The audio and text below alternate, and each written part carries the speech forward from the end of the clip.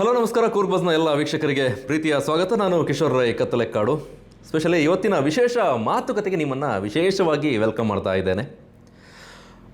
ಯಾರು ಅತಿಥಿ ಏನು ಎತ್ತ ಅಂತ ಹೇಳೋದಕ್ಕಿಂತ ಮುಂಚೆ ನೀವೇನಾದ್ರು ಫಸ್ಟ್ ಟೈಮ್ ನಮ್ಮ ಚಾನಲ್ಗೆ ವಿಸಿಟ್ ಮಾಡಿ ನೋಡ್ತಾ ಇದ್ದರೆ, ಸಬ್ಸ್ಕ್ರೈಬ್ ಮಾಡದೆ ನಮ್ಮ ಚಾನಲ್ನ ನೋಡ್ತಾ ಇದ್ದರೆ ಸಬ್ಸ್ಕ್ರೈಬ್ ಮಾಡ್ಕೊಳ್ಳಿ. ಹಾಗೆ ಪಕ್ಕದಲ್ಲಿ ಬೆಲ್ ಬಟನ್ ಇದೆ, ಜೊತೆಗೆ ಜಾಯ್ನ್ ಆಪ್ಷನ್ ಕೂಡ ಇದೆ. ನಮ್ಮ ಟೀಮನ್ನು ನಾವು ಕೊಡ್ತಿರೋಂಥ ಕಾರ್ಯಕ್ರಮಗಳು ನಿಮ್ಗೆ ಇಷ್ಟ ಆಗಿದ್ರೆ ನಮ್ಮ ತಂಡಕ್ಕೆ ಜಾಯ್ನ್ ಆಗಿ ನೀವು ನಮ್ಮ ಸಪೋರ್ಟನ್ನು ಕೊಡಿ ಅಂತ ಕೇಳ್ಕೊಳ್ತಾ, ನಮ್ಮ ಹಿಂದೂ ಧರ್ಮದಲ್ಲಿ ಹುಟ್ಟಿಗೆ ಎಷ್ಟು ಮಹತ್ವ ಇದೆಯೋ ಅಷ್ಟೇ ಮಹತ್ವ ಸಾವಿಗೂ ಕೂಡ ಇದೆ. ಸಾವಿನ ನಂತರ ನಾವು ಹೊಸ ಜೀವನದತ್ತ ಹೋಗ್ತೇವೆ ಅನ್ನುವಂತಹ ವ್ಯಾಖ್ಯಾನ ಕೂಡ ಇದೆ. ಆದರೆ ಹುಟ್ಟಿನ ಸಂದರ್ಭದಲ್ಲಿರುವಂತಹ ಸಂಭ್ರಮ ಸಾವಿನ ಸಂದರ್ಭ ಇರೋದಿಲ್ಲ. ಹುಟ್ಟಿನ ಸಂದರ್ಭದಲ್ಲಿ ಇರುವಂತಹ ನಮ್ಮ ಮನಸ್ಥಿತಿ ಆ ಸಾವಿನ ಸಂದರ್ಭಕ್ಕೆ ಆಗೋಷ್ಟರಲ್ಲಿ ಬೇರೆ ರೀತಿಯದೇ ಬದಲಾವಣೆಯನ್ನು ಕಂಡಿರುತ್ತೆ. ಏನಪ್ಪ ವಿಶೇಷ ಮಾತುಕತೆ ಅಂತೇಳಿ ಹೆಣ, ಹುಟ್ಟು, ಸಾವು ಈ ರೀತಿಯೆಲ್ಲ ಮಾತಾಡ್ತಿದ್ದಾನೆ ಅಂತ ಅಂದ್ಕೊಳ್ಬೋದು. ಇವತ್ತು ನಮ್ಮ ಜೊತೆಗೆ ಮಾತಾಡಲಿಕ್ಕೆ ಜೊತೆಯಾಗಿರುವಂತಹ ಇಬ್ಬರು ಅತಿಥಿಗಳು, ಮಿತ್ರರು ಈ ಸಾವಿನ ವಿಚಾರದಲ್ಲಿ ಮಡಿಕೇರಿಯಲ್ಲಿ ಒಂದು ತಂಡ ಒಂದು ಅದ್ಭುತವಾಗಿ ಕಾರ್ಯನಿರ್ವಹಣೆ ಮಾಡ್ತಾ ಇದೆ. ಸ್ಪೆಷಲಿ ಕಳೆದ ಕೋವಿಡ್ ನಂತರದ ಕಾಲಘಟ್ಟದಲ್ಲಿ ಆ ತಂಡದ ಇಬ್ಬರು ಪ್ರತಿನಿಧಿಗಳು ನಮ್ಮ ಜೊತೆಗೆ ಬಂದಿದ್ದಾರೆ. ಅವರ ಆ ಸಂದರ್ಭದ ಒಡನಾಟ ಕೇವಲ ಕೋವಿಡ್ ಮಾತ್ರ ಅಲ್ಲ, ಅದರ ಆಚೆಗೆ ಈ ಅಂತ್ಯಕ್ರಿಯೆಯಲ್ಲಿ ಅವರು ನಿರಂತರವಾಗಿ ತೊಡಗಿಸ್ಕೊಳ್ತಾ ಬರ್ತಾ ಇದ್ದಾರೆ. ಆ ಉತ್ಸಾಹ ಜೊತೆಗೆ ಆ ಪಾಲ್ಗೊಳ್ಳುವಿಕೆಯ ಚಟುವಟಿಕೆಗಳು ಜೊತೆಗೆ ಕೋವಿಡ್ ಆ ಸಂದರ್ಭದಲ್ಲಿ ಆದಂತಹ ಒಂದಷ್ಟು ಘಟನಾವಳಿಗಳು, ವಿಶೇಷ ಸನ್ನಿವೇಶಗಳು, ಅವುಗಳು ಎಲ್ಲವನ್ನು ಮಾತಾಡಬೇಕು. ಒಬ್ಬರು ಜಗದೀಶ್, ಇನ್ನೊಬ್ಬರು ರವೀಣ. ಇಬ್ಬರನ್ನೂ ಪ್ರೀತಿಯಿಂದ ವೆಲ್ಕಮ್ ಮಾಡ್ಕೊಳ್ತಾ ಇದ್ದೀನಿ. ಹೇಗಿದ್ದೀರಿ ಇಬ್ಬರು? ಹುಷಾರಾಗಿದ್ದೀವಿ. ಜಗ ಈಗ ಮಾತ್ರ ಇಷ್ಟು ಸೈಲೆಂಟಾಗಿ ಕೂತಿದ್ದಾರೆ. ಇವರು ಕಲಾವಿದರಾಗಿ ಗುರುತಿಸ್ಕೊಂಡವರು. ಇವರು ಅನೇಕ ಮಂದಿಗೆ ಗೊತ್ತಿರುತ್ತೆ ಮಡಿಕೇರಿ ವ್ಯಾಪ್ತಿಯವರಿಗೆ. ಸ್ಪೆಷಲಿ ಇವ್ರನ್ನ ಪರಿಚಯ ಮಾಡಬೇಕು ಅಂತ ಹೇಳಿದ್ರೆ, ನಾವು ಮಡಿಕೇರಿಯ ದಸರಾದ ನಂತರ ಎರಡನೇ ದಸರಾ ಅಂತ ಶಾಂತಿನಿಕೇತನ ಗೌರಿ ಗಣೇಶವನ್ನು ಕರೀತೇವೆ. ಆ ಗೌರಿ ಗಣೇಶೋತ್ಸವದ ವಿಶೇಷ ಕಳೆ ಪ್ರತಿ ವರ್ಷದಿಂದ ವರ್ಷಕ್ಕೆ ಭಿನ್ನ ಭಿನ್ನ ಗಣೇಶನ ಮೂರ್ತಿಯನ್ನು ಮಾಡ್ತಾರಲ್ಲ, ಅದು ಇವರೇ. ಆ ಮೂರ್ತಿಯ ಹಿಂದಿನ ಕೈಚಳಕ ಇವರದ್ದು, ಇವರ ತಂಡದ್ದು. ಅದರ ತಂಡದ ಮುಖ್ಯಸ್ಥರಾಗಿ, ಹಿರಿಯ ಕಲಾವಿದರಾಗಿ, ಜೊತೆಗೆ ಸಾಮಾಜಿಕ ಚಟುವಟಿಕೆಗಳಲ್ಲೂ ಕೂಡ ತೊಡಗಿಸ್ಕೊಂಡಿರುವವರು. ಹಾಗೆ ಜಗದೀಶ್ ಪೂಜಾರಿ, ಶಾಂತಿನಿಕೇತನ ಯುವಕ ಸಂಘದ ಜೊತೆಗೆ ಹಾಗೆ ಹಿಂದೂ ಸಂಘಟನೆಗಳಲ್ಲೂ ಕೂಡ ಸಕ್ರಿಯರಾಗಿರುವವರು. ಈಗ ನಿಮ್ಮಿಬ್ಬರು ಪರಿಚಯ ಮಾಡಿದೆ, ಎಲ್ಲಿಂದ ಮಾತು ಶುರು ಮಾಡೋಣ ಅನ್ನೋದು ನನ್ನದೀಗ ಪ್ರಶ್ನೆ. ಈ ಅಂತ್ಯಕ್ರಿಯೆಯ ಚಟುವಟಿಕೆಗಳು ಎಲ್ರಿಗೂ ಕೂಡ ನಾವು ಸಹಜವಾಗಿ ಒಂದು ಸಾವು ಅಂದ ತಕ್ಷಣ ಭಯ, ಪ್ರತಿಯೊಬ್ಬರಿಗೂ ಕೂಡ ಏನೋ ಒಂದು ರೀತಿಯಾದ ಭಯ ಕಾಡುತ್ತೆ. ಅಂತಹ ಸನ್ನಿವೇಶದಲ್ಲಿ ನೀವು ಒಂದು ಮೃತದೇಹಗಳ ಜೊತೆಗೆ ಅಂತ್ಯಕ್ರಿಯೆಯನ್ನು ಮಾಡೋದು, ಆ ಚಟುವಟಿಕೆಯಲ್ಲಿ ಪಾಲ್ಗೊಳ್ಳೋದು, ಎಲ್ರಿಗೂ ಆ ಮನಸ್ಸು ಬರೋದಿಲ್ಲ. ನಿಮ್ಮಿಂದ ಶುರು ಮಾಡ್ತೀವಿ, ನಿಮಗೆ ಯಾಕಾಗಿ ಆ ಮನಸ್ಸು ಬಂತು ಅಂತ? ನಮಗೆ ಅಂತಂದರೆ, ನಾವು ಸಣ್ಣಲ್ಲಿದ್ದಾಗ ನಮಗೆ ನಮ್ಮ ಅಜ್ಜಂದಿರು ಮತ್ತು ನಮ್ಮ ತಂದೆ ತಾಯಿಯರೆಲ್ಲ ಹೇಳ್ತಿದ್ರು, ಹೀಗೆ ಶವ ಸಂಸ್ಕಾರ ಮಾಡಬೇಕಾದ್ರೆ ಒಂದು ಹೆದರಿಕೆ ಅಂತ ಹೇಳೋದು ಇರ್ತದೆ. ಹಾಗೆಯೇ ನಾವು ಅದ್ರ ಹತ್ರ ಹೋಗೋಕ್ಕೂ ಹೆದರ್ತಿದ್ದೋ. ಹಾಗೆಯೇ ಮತ್ತು ಇದು ನಾವು ಮಶಾನಗೆ ಹೋದಾಗ ನಮ್ಮನ್ನೂ ಹತ್ರಕ್ಕೆ ಏನೂ ಬಿಡ್ತಿತ್ತಿಲ್ಲ, ಏನಿಲ್ಲ, ದೂರ ನಿಲ್ಲಿ ಅಂತ ಹೇಳ್ತಿದ್ರು. ಆ ಟೈಮಲ್ಲಿ ನಮ್ಮ ಇಂದ್ರ ಭೂಮಿಯಲ್ಲಿ ಕಾಡುಗಳು ತುಂಬಿದಂಥ ಇದು, ಅದು ನಾವು ಕಳೆದುಕೊಂಡು ಹೋಗ್ಬಿಟ್ಟು ಶವ ಸಂಸ್ಕಾರ ಮಾಡೋಕೆ ಹೋಗ್ತೇವೆ. ಅದು ನಾವು ಅರ್ಧ ದಾರಿ ತನಕ ಹೋಗ್ತಿದ್ದೋ, ಅಲ್ಲಿ ನಮ್ಮನ್ನು ಓಡಿಸ್ತಿದ್ರು, ಹೋಗಿ ನೀವು ಬರಬೇಡಿ ಅಂತೇಳಿ. ಹಂಗೆ ಹೋಗ್ತಾ ಹೋಗ್ತಾ ನಾವು ಸ್ವಲ್ಪ ದೊಡ್ಡವರಾಗಿ ಎಲ್ಲ ಓದು ಇದೆಲ್ಲ ಬಂದ ಮೇಲೆ, ಈಗ ನಮಗೆ ಕೊರೋನಾ ಬಂದ ಮೇಲೆ ನಾವು ಎಲ್ಲ ಶಾಂತಿನಿಕೇತನದ ಎಲ್ಲ ಕಮಿಟಿಯಲ್ಲಿ ಇರುವರು. ನಾವು ಇದ್ದಾಗ ನಮ್ಮ ಅಧ್ಯಕ್ಷರು ನಮಗೆ ಹೇಳಿದ್ರು, ಈಗ ಕೊರೋನಾ ಬಂದ ಮೇಲೆ ನಾವು ಏನು ಮಾಡ್ಬೋದು, ಹಿಂಗೆ ಮಾಡಬೇಕು ಅಂತ ಹೇಳ್ಬಿಟ್ಟು ಅವರೊಂದು ಸಜೆಷನ್ ಕೊಟ್ಟರು. ಹಾಗಾಗಿ ನಾವು ಇದರ ಜೊತೆಯಲ್ಲಿ ಬಂದೋ ನಾವು. ಹಾಗೆಯೇ ನಾವು ಇದರಿಂದ ಬಂದಾಗ ಫಸ್ಟ್ ನಮಗೂ ಹೆದರಿಕೆ ಆಗ್ತಿತ್ತು, ಕೊರೋನಾ ಹಂಗೆ ಅಂತ ಹೇಳ್ಕೊಂಡು. ಆದರೆ ನಮಗೆ ನಮ್ಮ ಅಧ್ಯಕ್ಷರು ಗಟ್ಟಿಯಾಗಿದ್ದರು, ಅವರು ನಮಗೆ ಒಳ್ಳೆ ಸಜೆಷನ್ ಕೊಡ್ತಿದ್ರು, ಮತ್ತು ಹೆದರಬೇಡಿ ಮಾಡುವ ಅಂತ. ಮತ್ತು ಅದಕ್ಕಿಂತ ಮುಂಚೆ ನಾವು ಟಿ ವಿಯಲ್ಲೆಲ್ಲ ನೋಡ್ತಿದ್ದೆವು, ಶವ ಸಂಸ್ಕಾರ ಮಾಡ್ಬೇಕಾದ್ರೆ ಅದನ್ನು ಹೇಳ್ಕೊಂಡೋಗಿ ಹಾಕೋದು, ಇದೆಲ್ಲ ಮಾಡೋದು. ಅದನ್ನು ನಮಗೊಂಥರ ಬೇಜಾರಾಯ್ತಿತ್ತು, ಅಯ್ಯೋ ನಮ್ಮ ಇದರಲ್ಲಿ ಹಿಂಗೆ ಇದೆಯಲ್ಲ, ನಾವು ಸತ್ತಾಗ ಒಂದು, ಜೀವನ ಇದ್ದಾಗ ಒಂದು, ಸತ್ತಾಗ ಒಂದು, ಅದು ಬೇಡ ಅಂತ ಹೇಳ್ಬಿಟ್ಟು ನಾವು ಏನು ಮಾಡಿದೆ, ಒಂದು ಮನಸ್ಸು ಗಟ್ಟಿ ಮಾಡಿಬಿಟ್ಟು ಸೇರಿಕೊಂಡು.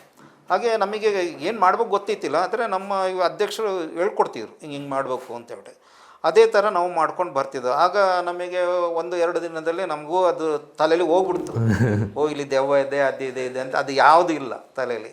ನಮ್ಮದು ಒಂದೇ ಒಂದು ಇದ್ದಿದ್ದಂದರೆ, ಇದು ಬಾಡಿ ಬಂದ ತಕ್ಷಣ ನಾವು ರೆಡಿ ಮಾಡಿ ಕೊಡಬೇಕು. ನಾನು ಅದೇ ಕೆಲಸ ಮಾಡ್ತಿದ್ದೆ ನಾವು. ಕಂಬ ಹಾಕೋದು, ಅವಾಗ ಏನು ಇತ್ತಿಲ್ಲ, ಕಂಬ ಹಾಕೋದು ಮತ್ತು ಗುಂಡಿ ತೊಗೊಳ್ಬಿಟ್ಟು ಸೌದೆ ಎಲ್ಲ ಹಟ್ಟಿ ಕಟ್ಟೋದು. ಹುಡುಗರು ಬಂದ ತಕ್ಷಣ ಅದಕ್ಕೆ ರೆಡಿ ಇರಬೇಕು, ಕಾಯೋಂಗಿಲ್ಲ ಕೊಡೋದು. ಹಾಂ, ಅಷ್ಟೊತ್ತಿಗೆ ಅದು ಬಂದಂಗೆ ರೆಡಿ ಇರ್ತದೆ ಇನ್ನೊಂದು. ಹಂಗೆ ಮಾಡ್ಕೊಂಡು ಬರ್ತಿದ್ದೆ ನಾವು. ಬ್ಯಾಕ್ ಟು ಬ್ಯಾಕ್ ಡೆತ್ ಆಗ್ತಾ ಇತ್ತು, ಜಾಗಗಳು ಕೂಡ ಇರಲಿಲ್ಲ, ಜಾಗಗಳು ಇತ್ತಿಲ್ಲ. ಮತ್ತೆ ಎಷ್ಟೇ ಶ್ರೀಮಂತ ಆಗಿದ್ರು, ಎಷ್ಟೇ ಕುಟುಂಬ ಸಂಸಾರ ಇದ್ರೂ ಕೂಡ ಅಲ್ಲಿಗೆ ಬಂದಾಗ ಅನಾಥ ಶವವಾಗಿ ಬರ್ತಾ ಇತ್ತು. ಜೊತೆಗಿದ್ದು ಮನೇಲಿದ್ದವರೇ ಬರ್ತಾ ಇರಲಿಲ್ಲ. ಎಷ್ಟೋ ಸಲ ನಮಗೂ ಸಹ ಕಣ್ಣಲ್ಲಿ ನೀರು ಬಂದುಬಿಡ್ತದೆ, ಅಳೋದು ಇದೆಲ್ಲ ನೋಡ್ಬೇಕಾರೆ ತಡ್ಕೊಳಕ್ಕಾಗ್ತಿತ್ತಿಲ್ಲ. ಆದರೂ ಮನಸ್ಸು ಗಟ್ಟಿ ಮಾಡಿ ಮಾಡ್ತಿದ್ದೋ. ಜಗ್ಗ ಯಾವಾಗಿಂದ ಶುರು ಮಾಡಿದ್ದು? ಈ ಕೋವಿಡ್ ನಂತರ ಅದಕ್ಕಿಂತ ಮುಂಚೆನೇ? ಕೋವಿಡ್ಗಿಂತ ಮುಂಚೆನೆ. ಬಟ್ ಇದೆ ಈಗ ನಾವೊಂದು ಸ್ಟಾರ್ಟ್ ಮಾಡಿದ್ವಿ, 4-5 ಜನ ಮಾಡಿದ್ದು. ಅದೇ ಇವರು ಹೇಳಿದಂಗೆ ಚೇತನನದು ಅಧ್ಯಕ್ಷತೆಯಲ್ಲಿ ಒಂದು ಶುರು ಮಾಡಿದ್ದು. ಆಮೇಲೆ ಅದೇ ಇದು ಹಂಗೆ ಇವ್ರದ್ದು ಮೆಡಿಕಲ್ ಕಾಲೇಜಿಂದ ಒಂದು ಟೀಮು ನಮಗೆ ಒಂದು ಟ್ರೈನಿಂಗ್ ಎಲ್ಲ ಕೊಟ್ಟರು, ಯಾವ ರೀತಿ ಸೇಫ್ಟಿ ತೊಗೊಳ್ಬೇಕು, ಪಿ ಪಿ ಕಿಟ್ ಹೇಗೆ ಯೂಸ್ ಮಾಡಬೇಕು. ನಮಗೆಲ್ಲ ಗೊತ್ತಿತ್ತಿಲ್ಲ ಅದು. ಫಸ್ಟ್ ಪಿ ಪಿ ಕಿಟ್ ನಾವು ನೋಡಿದೆ ಅಲ್ಲಿ. ಸೊ ಅದನ್ನು ಯೂಸ್ ಮಾಡೋದೆಲ್ಲ ಹೇಗೆ ಅಂತ ಹೇಳಿಕೊಟ್ಟಿದ್ರು. ಹಂಗೆ ಇವ್ರು ಹೇಳಿದಂಗೆ ಈಗ ಹಾಸ್ಪಿಟಲ್ ಫೋನ್ ಬರ್ತಾಯಿತ್ತು, ಇದು PM ಆಗಿದೆ ಬನ್ನಿ ಅಂತೇಳಿ. ನಾವು ಅಲ್ಲಿ ಹೋಗಿ ಪಿ ಪಿ ಕಿಟ್ ಹಾಕಿ ರೆಡಿಯಾಗಿ ಅವರ ಫ್ಯಾಮಿಲಿಯವರಲ್ಲಿ ಇದ್ದರೆ ಅವರಿಗೆ ಅಲ್ಲೇ ದೂರದಲ್ಲಿ ನಿಲ್ಲಿಸಿ ಮುಖ ತೋರಿಸಿ ಬಾಡಿ ತಗೊಂಡು ನಾವು ರುದ್ರಭೂಮಿ ಬರ್ತಾಯಿದ್ದು. ಕೆಲವೊಂದು ಫ್ಯಾಮಿಲಿಯವರಿಂದ ಯಾರೊಬ್ಬರು ಬರ್ತಾಯಿದ್ರು, ನಾನು ಬರ್ತೀನಿ ಅಂತ ಹೇಳ್ಬಿಟ್ಟು ಅವರು ಪಿ ಪಿ ಕಿಟ್ ಹಾಕ್ಕೊಂಡು ಬಂದು ಅವ್ರ ಶಾಸ್ತ್ರ ಮಾಡಿಬಿಟ್ಟು ಅದೇನು ಶವ ಸಂಸ್ಕಾರ ಉಂಟು ಅದು ಮುಗಿಸ್ತಾಯಿದ್ದು. ಮತ್ತು ಕೆಲವೊಬ್ಬರು ಅಲ್ಲೇ ಮುಖ ನೋಡಿ ಹಾಗೆ ವಾಪಸ್ ಹೋಗ್ತಿದ್ರು.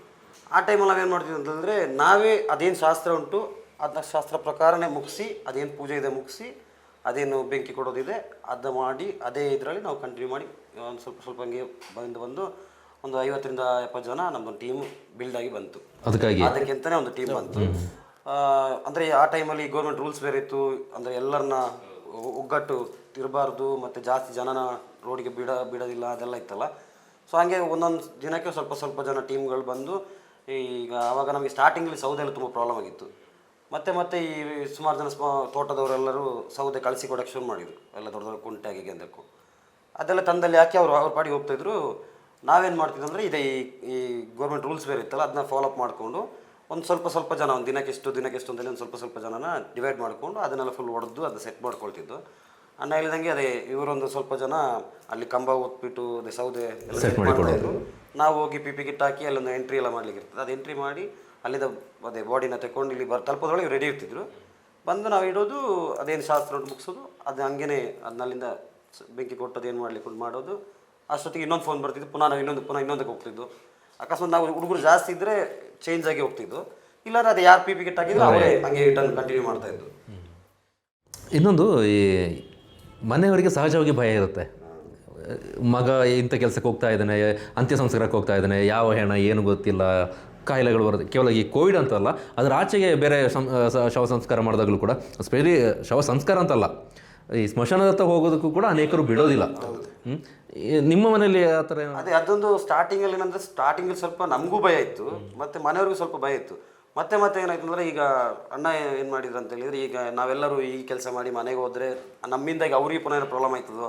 ಮತ್ತು ಟಿ ವಿಲಿ ಬರೀ ಅದೇ ತೋರಿಸ್ತಾ ಇದ್ದಿದ್ದು, ಬರೀ ಇದೆ ಕೋವಿಡ್ ಇಷ್ಟು ಜನ ಸತ್ತರು ಇದೇ ತೋರಿಸ್ತಾ ಇದ್ದಿದ್ದು. ಸೊ ಮನೆಯವ್ರದ್ದು ಮೆಂಟಾಲಿಟಿ ಹಂಗೆ ಆಗಬಾರ್ದು ಅಂತೇಳಿ ನಾವೇನು ಮಾಡ್ತಿದ್ವಿ ಅಂತ ಹೇಳಿದರೆ, ಸಪ್ರೇಟ್ ನಾವು ಎಷ್ಟು ಜನ ಕೆಲಸ ಮಾಡ್ತಿದ್ವೋ, ಡೈಲಿ ಕೆಲಸ ಮಾಡ್ತಿದ್ವಿ. ಬೆಳಗ್ಗೆ ಹೋದ್ರೆ ಒಂದು ರಾತ್ರಿ ಗಂಟೆ ಅಲ್ಲೇ ಇರ್ತಿದ್ವು. ನಾವು ಎಷ್ಟು ಜನ ಕೆಲಸ ಮಾಡಿ ನಾವು ಒಂದು ಸಪ್ರೇಟ್ ಮನೆ, ನಾವು ಸಪ್ರೇಟೇ ಇದ್ದು, ಅದಕ್ಕಾಗಿ ಸಪ್ರೇಟೇ ಇದ್ದು. ನಾವು ಬೆಳಗ್ಗೆ ಬ್ರೇಕ್ಫಾಸ್ಟಿಗೆ ಅಲ್ಲಿಗೆ ಬರ್ತಾಯಿತ್ತು, ಮಧ್ಯಾಹ್ನಕ್ಕೆ ಸಮೇತ ಹಂಗೆ ಇದಾಕೊಂಡು ನಾವು ಅಲ್ಲೇ ಸಪ್ರೇಟ್ ಊಟ ಎಲ್ಲ ಅಲ್ಲೇ ಮಾಡ್ತಿದ್ವಿ. ಬೆಳಿಗ್ಗೆ ತನಕ ಇರ್ತಿದ್ದು. ಸ್ವಲ್ಪ ನಿದ್ದೆ ಮಾಡ್ಕೊಳ್ಳೋದು ಅದೆಲ್ಲ ಮಾಡ್ಕೊಂಡು ಶಿಫ್ಟ್ ಮೇಲೆ ಅಲ್ಲ, ನಿದ್ದೆನೂ ಶಿಫ್ಟ್, ಕೆಲಸನೂ ಶಿಫ್ಟ್. ಅವ್ರ ಸಪೋರ್ಟು, ಆ ದೇವ್ರ ಸಪೋರ್ಟಿಂದ ನಾವು ಯಾರಿಗೂ ಏನು ಇಷ್ಟು ಗಂಟನೂ ಅಲ್ಲಿ ಇಷ್ಟು ಜನ ಕೆಲಸ ಮಾಡಿದಾಗ ಒಬ್ಬರಿಗೊಂದು ಸಣ್ಣ ಕಾಯಿಲೆ ಆಗಲಿ, ಇಲ್ಲ ಸುಸ್ತು, ಒಂಥರ ನಿತ್ರಣ, ಆ ಥರ ಯಾರಿಗೂ ಏನು ಬರಲಿಲ್ಲ. ಈಗ ಅಲ್ಲಿ ಬಂದವರು ಎಲ್ಲರೂ ಒಂದೇ ರೀತಿಯ ಮನಸ್ಥಿತಿ ಇರ್ತಾರೆ ಅಂತ ಹೇಳೋಕ್ಕಾಗೋದಿಲ್ಲ. ಕೆಲವರಿಗೆ ಧೈರ್ಯ ಜಾಸ್ತಿ ಇರುತ್ತೆ, ಇನ್ನು ಕೆಲವರಲ್ಲಿ ಉತ್ಸಾಹ ಇರುತ್ತೆ, ಏನೋ ಮಾಡಬೇಕು ಅನ್ನೋಂಥ ಮನಸ್ಥಿತಿ ಇರುತ್ತೆ, ನಡುವಲ್ಲಿ ಚೂರು ಭಯ ಇರುತ್ತೆ. ಅಂಥ ಅನುಭವಗಳು ನಿಮಗೆ ಆಗಿದೆ ಜೊತೆಗಿದ್ದವ್ರ ಜೊತೆ? ಆಗಿದೆ. ಬಟ್ ಏನಂತ ಹೇಳಿದ್ರೆ, ಜೊತೆ ಇರ್ತೀವಲ್ಲ, ಹಾಗೆ ಅದು ಒಂದು ನಡೆದು ಹೋಗ್ಬಿಡ್ತಿದೆ. ಅವ್ರು ಒಬ್ಬರೇ ಹೋಗಿ ಅಂತ ಹೇಳಿದ್ರೆ ಅವ್ರಿಗೆ ಸ್ವಲ್ಪ ಭಯ ಆಗ್ತಿತ್ತು. ಈಗೆಲ್ಲ ಒಟ್ಟೊಟ್ಟಿಗೆ ಇರ್ತೀವಲ್ಲ, ಸೊ ಒಟ್ಟಿಗೆ ಅಂತ ಹೇಳ್ತಾರಲ್ಲ, ಒಗ್ಗಟ್ಟಿನಲ್ಲಿ ಬಲವಿದೆ ಅಂತ, ಹಾಗೆ ಎಲ್ಲ ಒಟ್ಟೊಟ್ಟಿಗೆ ಮಾಡ್ಕೊಂಡು ಹೋಗುತ್ತೆ. ಅದು ಅಷ್ಟು ಕಾಣಲಿಲ್ಲ ಯಾರಿಗೂ ಸಹ. ಅದೇನೋ ದೇವ್ರದೇ, ಅದು ಏನು ಅಂತ ನಮಗೆ ಅನಿಸ್ತಿತ್ತಿಲ್ಲ. ಇಲ್ಲ ಒಂಥರ ಮೈ ಕೈ ನೋವು ಅದಿದ್ದು ಎಲ್ಲ ಇರ್ತದೆ. ಸಹಜವಾಗಿ ನಾವು ಹೊರಗಡೆ ನಮ್ಮ ಕುಟುಂಬ ಬೇರೆ ಯಾರು ಅಕ್ಕಪಕ್ಕದಲ್ಲಿರೋರು ಯಾವುದೋ ಅಂತ್ಯಕ್ರಿಯೆಗೆ ಹೋಗಿ ಬಂದ ಸಂದರ್ಭದಲ್ಲಿ ಸಂಜೆ ಹೊತ್ತಿಗೆ ಮೈ ಕೈ ನೋವು, ಬೇರೆ ರೀತಿಯಿಂದ ಎಕ್ಸ್ಪೀರಿಯನ್ಸ್ಗಳನ್ನ ಹೇಳ್ಕೊಳ್ತಾರೆ. ಅಂಥದ್ದು ಏನಾಗಲಿಲ್ವ? ಏನೂ ಆಗಲಿಲ್ಲ. ಎಷ್ಟೋ ಅಮಾವಾಸ್ಯೆಗಳು ಪಾಸ್ ಆಯ್ತು, ಅದರಲ್ಲಿ ಮಾಲೆ ಮೈಸೂರು ಪಾಸ್ ಆಯಿತು. ನಮ್ಗೆ ಯಾರಿಗೂ ಅದ್ರದ್ದು ಏನೊಂದು ಪಿನ್ ಪಾಯಿಂಟ್ ಸಮೇತ ಎಫೆಕ್ಟ್ ಆಗಲಿಲ್ಲ. ಅಂದರೆ ಅದೇ ದೇವ್ರದ್ದೊಂದು ದಯ ಮತ್ತು ನಮ್ಮ ಅಧ್ಯಕ್ಷರದೊಂದು ಧೈರ್ಯ. ಅಂದರೆ ನಿಜವಾಗಿ ಅಂದರೆ ಅವರು ಒಳ್ಳೆ ಇದು ಮಾಡ್ತೀರಿ ನಮಗೆ. ಯಾಕಂದ್ರೆ ಅಂಥವ್ರು ಸಿಗಬೇಕು ಅಂದ್ರೆ ಭಾರಿ ಕಷ್ಟ. ಯಾಕೆಂದರೆ ಇಲ್ಲರೆ ಈ ಒಂದು ಇದು ರುದ್ರಭೂಮಿ ಅಂತ ಅಂದ್ಬಿಟ್ಟು ಅಲ್ಲಿ ಎಷ್ಟೋ ಏನಗಳು ಬರುತ್ತೆ, ಎಲ್ಲ ಬರ್ತದೆ, ಅದನ್ನೆಲ್ಲ ಹೋಗೋದು ಇದು ಮಾಡೋದು ನಮ್ಗೆ ಯಾಕೆ ಬೇಕು ಅಂತ ಸುಮ್ಮನೆ ಸುಮ್ಮನೆ ಇರ್ಬೋದು. ಮತ್ತು ಅವರ ಮನೆ ಕಡೆನೂ ನೋಡಬೇಕು, ನಮ್ಮ ಮನೆ ಕಡೆನೂ ನೋಡಬೇಕು, ಅವರ ಬಿಸ್ನೆಸ್, ಅವರ ಚಟುವಟಿಕೆ, ಅವರ ಜೀವನ ಎಲ್ಲ ನೋಡಬೇಕು. ಹಾಗಾಗಿ ಎಲ್ಲರನ್ನ ಒಂದು ಗೂಡಿಸ್ಕೊಂಡು ಹೋಗೋದಂದ್ರೆ ಭಾರಿ ಕಷ್ಟ. ನೀವು ಹೇಳ್ದಂಗೆ ಅದೇ ಒಬ್ಬೊಬ್ಬರು ಮನಸ್ಥಿತಿ ಒಂದೊಂದು ಇರ್ತದೆ ಇಲ್ಲ. ಹಾಗಾಗಿ ಊಟ ಎಲ್ಲ ಅಲ್ಲೇ ಬೆಳಗ್ಗೆ ಹೊತ್ತು ನಾವು ಅಲ್ಲಿ ಮಾಡಿಸ್ತಿದ್ರು ನಮಗೆ, ಮತ್ತೆಲ್ಲರ ಮನೆಗಳಿಂದೆಲ್ಲ ಕಳಿಸ್ಕೊಡ್ತಿದ್ರು ಊಟ ಎಲ್ಲ. ಮತ್ತು ಅದೇ ಈಗ ಎಲ್ಲರಿಗೂ ಹೊರಗಡೆ ಬಂದು ಆ ಕೆಲಸ ಮಾಡಲಿಕ್ಕೆ ಆಗೋದಿಲ್ಲಲ್ಲ. ಸೊ ಹಾಗೆ ಸಪೋರ್ಟ್ ಮಾಡ್ತೀನಿ ಅಂತ ಹೇಳಿದವರು ಅದೇ ಈ ರೀತಿ ಸಪೋರ್ಟ್ ಸಹ ಸುಮಾರು ಜನ ಮಾಡಿದ್ದಾರೆ. ಫುಡ್ಗೆ ವ್ಯವಸ್ಥೆ ಮಾಡಿಕೊಟ್ಟು, ಎಷ್ಟು ಜನ ಇದ್ದಾರೆ ಎಲ್ಲರಿಗೂ, ಯಾರಿಗೂ ಕಮ್ಮಿ ಆಗೋದಾಗೆ ಎಷ್ಟು ಜನ ಎಲ್ಲರಿಗೂ ಒಂದು ಫುಡ್ ವ್ಯವಸ್ಥೆ ಮಾಡಿಕೊಟ್ಟು ಅವರು ಬ್ಯಾಕ್ ಸಪೋರ್ಟ್ ಅಂತ ಹೇಳ್ತಾರೆ, ಆ ಥರ ಸಪೋರ್ಟ್ ಸುಮಾರು ಜನ ಮಾಡಿದ್ದಾರೆ. ಎಷ್ಟು ದಿನ ಅಲ್ಲಿ ಕಳೆದ್ರಿ ಈ ಕೋವಿಡ್ ಟೈಮಲ್ಲಿ? ಈ ಕಂಪ್ಲೀಟ್ ಕೋವಿಡ್ ಮುಗಿಯೋ ಗಂಟೆ ಸಹ ನಾವು ಅಲ್ಲೇ ಇದ್ದು. ಈ ಕೋವಿಡ್ ಕಂಪ್ಲೀಟ್ ಮುಗಿದಿದೆ ಅಂತೇಳಿ ಎಲ್ಲ ರಿಲೀಸ್ ಮಾಡಿದ್ರಲ್ಲ, ಅಲ್ಲಿ ಗಂಟೆ ಸಹ ಅಲ್ಲೇ ಇದ್ದು. ಅದಾದ ಮೇಲೆ ಈಗ ಪುನಃ ಅದೇ ಅನ್ನದ ಧೈರ್ಯದಲ್ಲಿ ಅದನ್ನೇ ಪುನಃ ಕಂಟಿನ್ಯೂ ಮಾಡ್ತಾನೆ ಇದ್ದೀವಿ ನಾವೀಗ. ಕೋವಿಡ್ ನಂತರಲ್ಲೂ ಅದನ್ನೇ ಮಾಡ್ತಾ ಇದ್ದೀವಿ ಪುನಃ.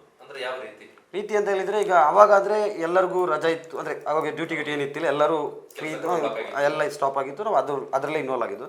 ಈಗ ಅಂದರೆ ಎಲ್ಲರೂ ಅವರ ಕೆಲಸದಲ್ಲಿ ಇದ್ದೀವಿ. ಒಂದು ಫೋನ್ ಬರ್ತದೆ, ಒಂದು ಫೋನ್ ಬಂದಾಗ ಅದೇ ನಾವು ಒಂದು ಎಷ್ಟು ಜನ ಇದ್ದೀವಿ ಅಲ್ಲಿ ಯಾರು ಫ್ರೀ ಇದ್ದಾರೆ ಅಂತ ಗೊತ್ತಾಯ್ತದೆ, ಅವರು ಅಲ್ಲಿಗೆ ಅವರ ಕೆಲಸದಲ್ಲಿ ಫ್ರೀ ಇದ್ದರೆ ಸೀದಾ ರುದ್ರಭೂಮಿಗೆ ಹೋಗಿ ಅದೇನುಂಟು ಹೆಲ್ಪ್ ಮಾಡಿ ಬರೋದು. ಆ ಥರ ಅದಕ್ಕೆ ಸಪ್ರೇಟ್ ಟೀಮ್ ಅನ್ನು ಮಾಡ್ಕೊಂಡಿದ್ದೀರಾ? ಸಪ್ರೇಟ್ ಟೀಮ್ ಅಲ್ಲ, ಅದೇ ನಮ್ಮದು ಶಾಂತಿನಿಕೇತನ ಆ ಟೀಮ್ ಗ್ರೂಪ್ ಮೆಸೇಜ್ ಬರುತ್ತೆ, ಕಾಲ್ ಬರುತ್ತೆ, ಅದು ಅಧ್ಯಕ್ಷರಿಗೆ ಹೋಗುತ್ತೆ. ಅವರು ನಮ್ಗೆ ಯಾರು ಫ್ರೀ ಇದ್ದಾರೆ ಅಂತ ಅವ್ರು ಚೆಕ್ ಮಾಡ್ಕೊಳ್ತಾರೆ, ಯಾರು ಫ್ರೀ ಇದ್ದಾರೆ ಅವ್ರು ಕಳಿಸಿ ಕೊಡ್ತಾರೆ. ಹಂಗೆ ನಾನು ಫ್ರೀ ಇದ್ದರೆ ನಾನು ಹೋಗ್ತಿಲ್ಲ, ಅಣ್ಣ ಇದ್ದರೆ ಅಣ್ಣ ಹೋಗ್ತಾರೆ, ಲೈಕ್ ಆ ಥರ.